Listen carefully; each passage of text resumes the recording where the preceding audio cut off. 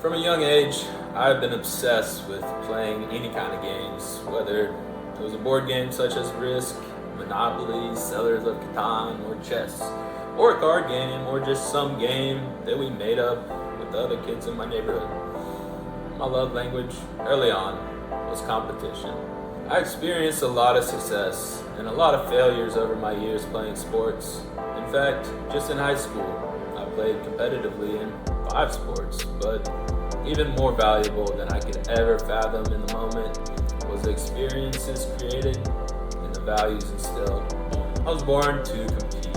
Nothing in life feels more natural to me than simply playing a game, whether that's a 48-minute football game, a 9-inning baseball game, a basketball game to 32, or an 80-minute rugby game. Playing and competing is one of the few times where I can consistently enter my flow state.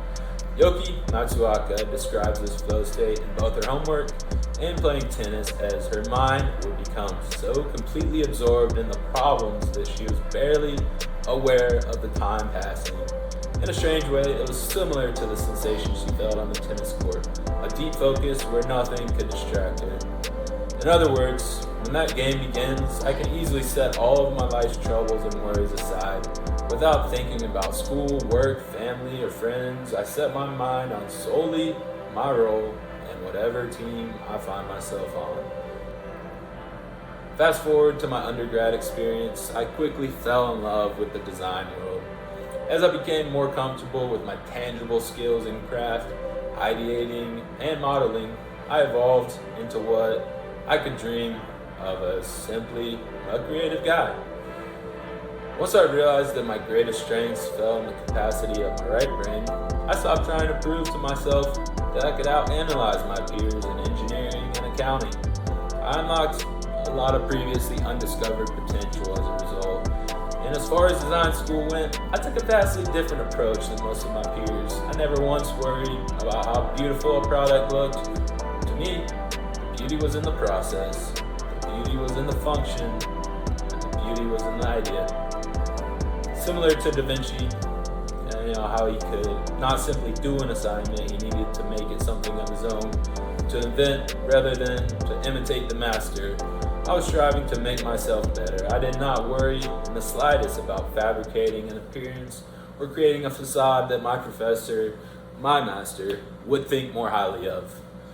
It only came in the summer of 2022 when I really realized how I could combine my passions with the career path I chose. After a hard spring semester of consulting with 5 different companies, commuting every other week to Mobile, and going through recovery for a torn ACL and meniscus, I decided to take a summer design studio.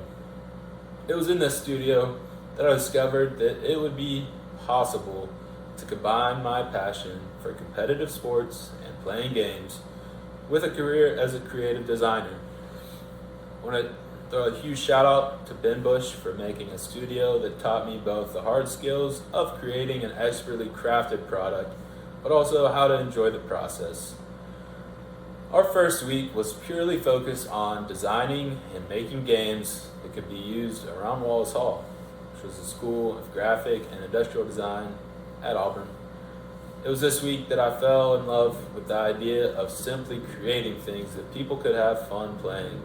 For me, that was my turning point in occupying the perfect niche, Robert Greene's second strategy for finding your life's task. Going into this mastery course, I hope to translate this into my career. I aim to be a successful entrepreneur in the outdoor and interactive game industry. I've found, though, that I can only do so much on my own. I have a lot of dreams and aspirations, but at the end of the day, I want to tap into the connections I've created already, continue to network, and develop my own skills to become successful in simply thinking and creating products and content that no one has ever thought of.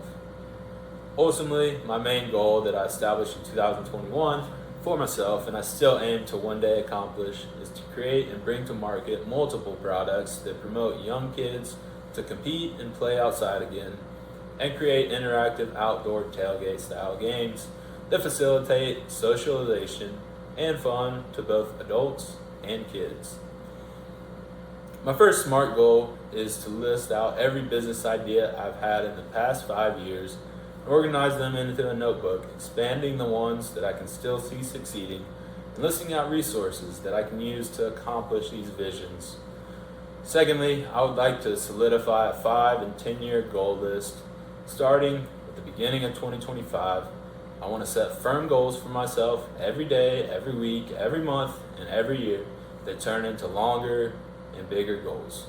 The most effective exercise that I've done to date was to set low, mid, and high level goals that fed into each other. I want to look back on my life in 2030 and 2035 and see how much I accomplished simply because I set my mind to it.